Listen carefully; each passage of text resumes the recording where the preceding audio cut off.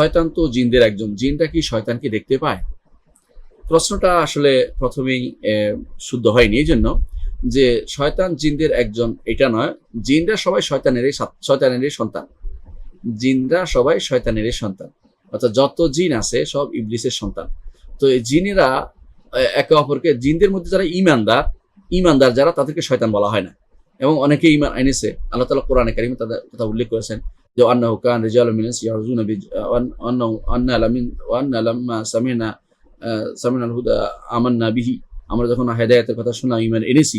অন্য আয়াতে আল্লাহ, অন্য সূরাতে আল্লাহ তাআলা সেটা বলেছেন যে ঈমান এরাই ওই সারাফনা ইলাইকা নাফারাম মিনাল জিন্নি ফাকালু ইন্না সামি'না কুরআন আজাবা ইয়াহদি ইলা রুশদি ফাআমান্না বিহি ওয়া লা নুশরিকা বিনা আহাদা। তো তারা হেদায়েতের কথা শোনার পরে ঈমান এনেছে।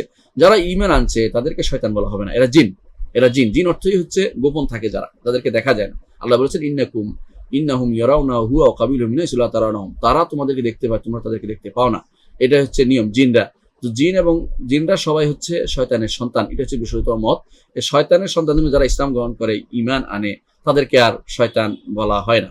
কিন্তু অন্য যারা আছে ইসলাম গ্রহণ করো, তারা সবাই শয়তান, এবং তাদের সংখ্যায় সবচেয়ে বেশি। এদের একে অপরকে দেখতে পায় কিনা? হ্যাঁ, তারা একে অপরকে দেখতে পায়, এবং তারা একে অপরকে তাড়াতেও পারে। আপনারা জানেন যে অনেক সময় আলেমরা বলে যে তুমি ভালো নেক জিন, তাদেরকে বলে যে তুমি ওকে তাড়িয়ে দাও, তারা তাড়ানোর ব্যবস্থাও করে।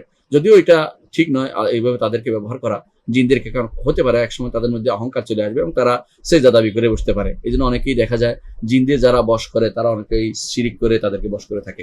এরপর ন্যাক জিন দিয়ে কেউ কি ভালো কাজ করতে পারবে? যদি কোনো প্রমাণিত হয় যে নেককার, সে সালাত দিনদার, এবং তারা দিয়ে কোনো ভালো কাজ করাতে পারে, তাহলে ইসলামের শরীয়তে এটাকে নিষিদ্ধের মধ্যে পড়ে না। কিন্তু এটা প্রমাণ করবে কে ভালো মন্দ, এই জন্য এইদিকে মানুষকে উৎসাহ দেওয়া বা তাদেরকে সেদিকে যাওয়ার জন্য কোনোভাবেই উৎসাহ না দেওয়া বা সেদিকে যাওয়ার জন্য কাউকে অনুমতি না দেওয়াই উচিত। কারণ রাসূলুল্লাহ সাল্লাল্লাহু আলাইহি ওয়াসাল্লাম ইচ্ছা করলে সেই যুগের সমস্ত জিনকে বলতে পারতেন যে হে জিনেরা, তোমরা যারা আমার ঈমান এনেছো, আমার উপর আসো, তোমরা আমার সাথে এই করো সেই করো, কিছুই বলেন নাই তিনি। অর্থ হচ্ছে তাদের থেকে কোনো রকমের সহযোগিতা না নেওয়া, এটা হচ্ছে ওয়াইজ কাজ। এবং তারা যদি উইলিংলি কাউকে সহযোগিতা করতে চায় ভালো কাজের মধ্যে, তো তাদের বিরোধিতা করার দরকার নেই, তারা সহযোগিতা করুক। তারা যদি কোনো আপনাকে বলে যে আমি আপনার ব্যাপারে কোনো ওষুধ নিয়ে আসবো বা কিছু এটা নিয়ে আসবো, এবং ভালো হয়, পুকুরি কিছু না হয়, তাহলে আপনি সেটা ব্যবহার করতে পারবেন, এবং সেটাতে কোনো নিষেধের ভিতরে পড়ে না। কিন্তু এটা তাদের প্রতি কোনো রকমের নিজেকে তাদের উপর ভরসা করানো বা তাদের প্রতি নির্ভর করা, এগুলোটাই হলো শিরকি ব্যাপার, এটা যেন না হয়। এই জন্য তাদের দিকে কোনদিন ভুলো তাকাবেন না ফিরে।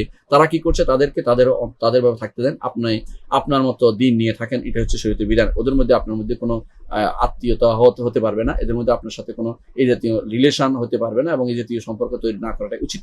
দেখুন